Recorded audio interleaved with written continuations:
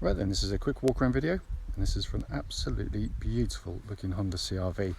This is a 2.2 SR diesel. As you can see here with the front lower chrome extension or silver extension on the bumper, this has the exterior pack with the high level rear spoiler. It looks absolutely stunning on the car.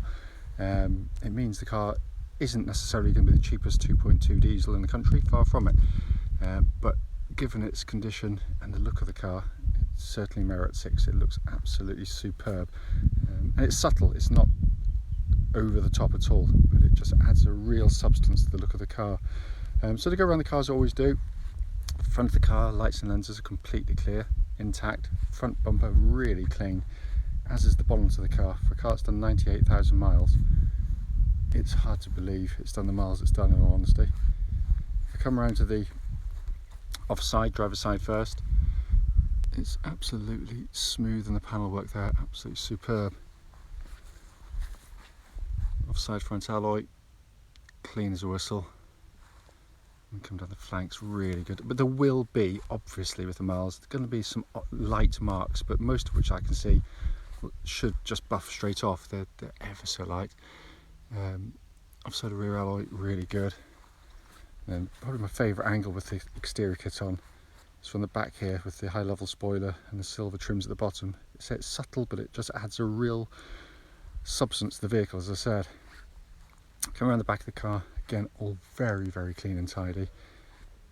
And around to the near side, passenger side, again just wonderfully clean in the panels in terms of indentations. Near side rear alloy, absolutely spot on. Panel work down the side, really, really nice. And again, just the odd, very, very light mark on the paintwork. And finally, near side front alloy, the one that takes all the bashing. There's nothing at all. It really is a very, very handsome beast that the video really can't sort of do justice to, in all honesty.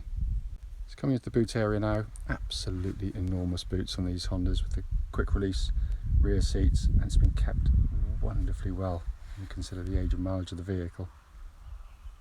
Coming to the back of the car now, big wide opening rear doors that give you virtually 90 degrees of opening there, and it's been kept absolutely beautifully.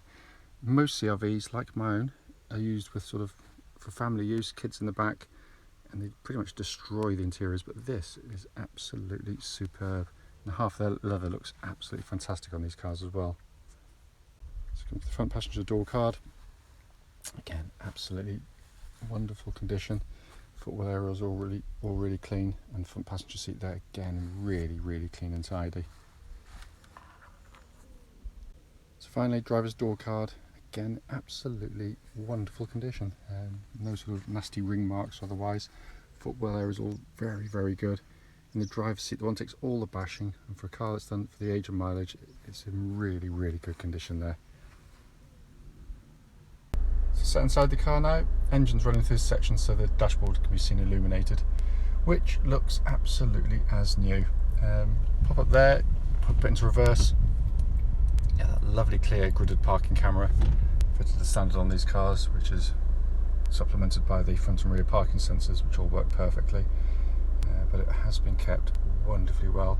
And SR is a really good spec car, heated seats, dual zone climate control, auto lights, auto wipers, auto dipping lights, little corner lights for you. Dashboard, you can see there, no warning lights at all. 98,021 miles recorded. But it is in absolutely fantastic condition in here. Finally, just to quickly show you, owner's manual pack and lock and wheel nut key, both here and present with the car. Right then, this is a quick road test video, and this is for a Honda CR-V 2.2 SR diesel. This car is registered HY13VVU, and mileage at the start of the road test is 98,021 miles.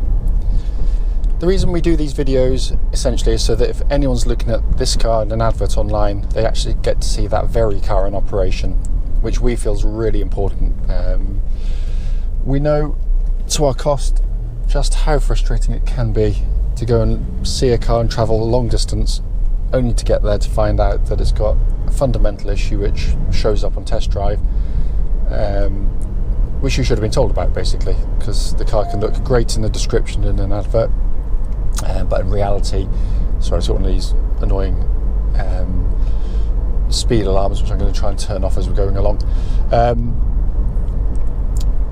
There we go.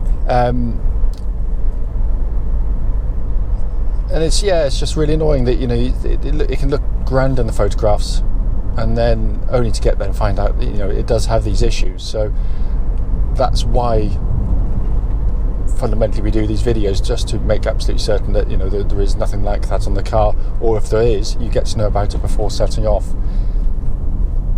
Check that little doggy. The road test is also done on part of the test drive route any prospective buyer would go on. The reason we do that is so that hopefully it'll be representative of what you'd feel yourself should you be offered a test drive in the car. Coming to the car itself, been very, very well maintained. It is, as you'll know from the walk around video, it's a lovely looking car, and it happens to drive as nice as it looks, which is a nice thing.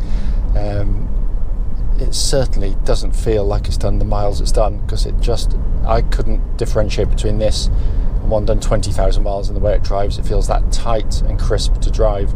The engine, which starts instantly and settles to an absolutely smooth idle, exhibits, there's no warning lights, temperature gauge running at a third, which is exactly where it's meant to be. It sounds, feels and pulls exactly like a low mileage one.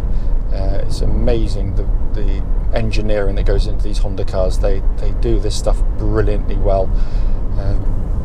They are cam chain driven engines, which helps. There's no cam belt services to worry about on them, but they've got a reputation for lasting huge mileages with obviously regular and good servicing on the vehicle. Engine then feeds, coming back to the engine, and it's not just the reliability of the engine, which is good, it's the fact that actually driving the car day in, day out, it's such a pleasant engine to use, because it's so smooth, so quiet, so tractable. Got a beautiful power delivery, unlike so many turbo diesels, which tend to be kind of one-trick ponies, where you put your foot down and think, crikey me, that's quick, but then it tails off really quickly. But if you put foot down this, it picks up and goes and keeps going. It doesn't just die away. You know, it does eventually, but you know, it has a broader power band than most turbo diesels, but it also remains smooth and civilized throughout the rev band. It doesn't get horribly gritty and grainy in sound. A wonderful unit. Engine feeds through clutch and into gearbox. Clutch on the car, absolutely perfect. Bite point's exactly where it's meant to be, and it's light and smooth in operation. Gearbox, which I've always gone on about on the CR-Vs, is simply brilliant. It'd be good in any Honda car, whether it was sporty or, you know, it seems almost too sporty for an SUV, because it's short and throw, it's really snappy in action. It's a lovely, lovely gear change, and it feels as it would have done again when it was new. It's just, there's no wear that can detect in it at all in the linkage. Steering on the car, again, really strong point on the CR-Vs, because it's really nicely weighted. It suits the type of car you're in. Makes the car feel nice and secure on the road. So I forgot to turn the 50 mile an hour light one off. But it just feels absolutely planted on the road, which is really nice, and it also exhibits zero wear. I mean, it just feels so tight and taut. Tracks absolutely bullet straight. There's no vibrations at all coming back through the steering wheel at this speed or any speed up to the legal limit. So all good there. Just going to give the brakes a bit of a shove when I get to this corner. Wait for the last moment to do it. Make sure no one's too close behind. But it's really solid brake pedal on the car, nice and powerful. Exhibits no pulsing or vibrations coming back through the brake pedal, which is what I'm really checking for in all honesty. But they're lovely and powerful on the car. Chassis on the vehicle, Honda know this market so well. The CR-V is the best-selling SUV in the world. And you can see they just hit the sweet spot with the car, because what it gives you is a very compliant, comfortable ride. But almost more importantly, through the corners, whether it be quick ones, slow ones, sharp ones, doesn't make any difference. The car holds its posture really well. There's very little lurching and wallowing about compared to some cars of this type. That's not to say it's a sports car, because it isn't at all. But what it is perfectly resolved for this type of driving.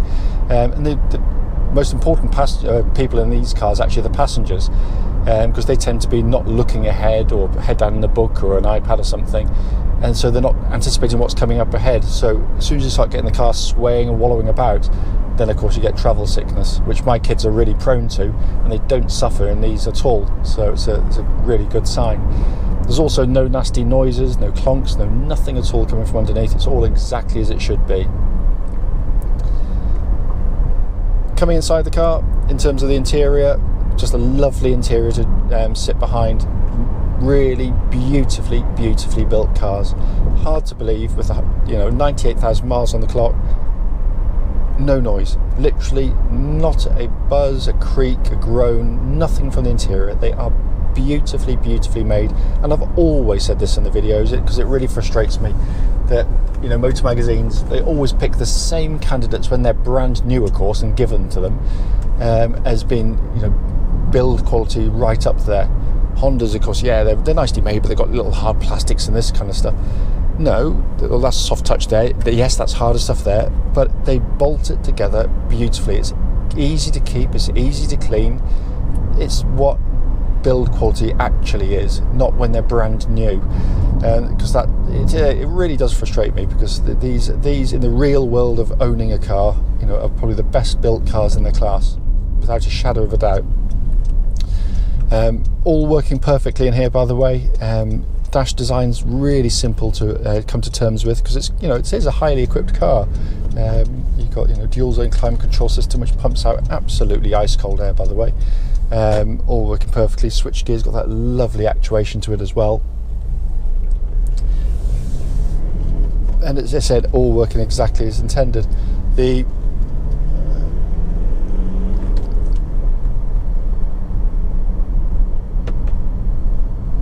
Sorry, just going to get past the cyclist and I'm going to run them over. Dashboard design, simplicity itself. It's basic information which works and is displayed really nicely. It's all you need to know. It's all there as well. It's early morning and everyone's out cycling, which is a good thing, really.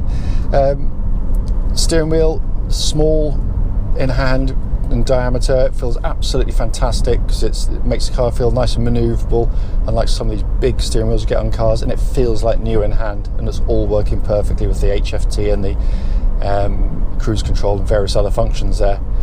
This is a four-wheel drive car. There are no buttons to press because it does it absolutely automatically, because again Honda worked out very quickly that the vast majority of people's driving would be as I'm doing today, on perfectly good roads and perfectly good conditions. So why have four-wheel drive whirring away? Because all you actually achieve with that is you use more fuel, you get through your tyres more quickly, and you obviously put a lot more mechanical stress through the vehicle as well. So this basically runs in front-wheel drive the whole time, which is the most efficient way to pull a car along. But should the front wheels lose grip, and I do tow with my CR-V because I've got one, it instantly, if a bit of a muddy field or ice or snow, front wheels start to lose grip, instantly brings in the rear wheels to give you four-wheel drive.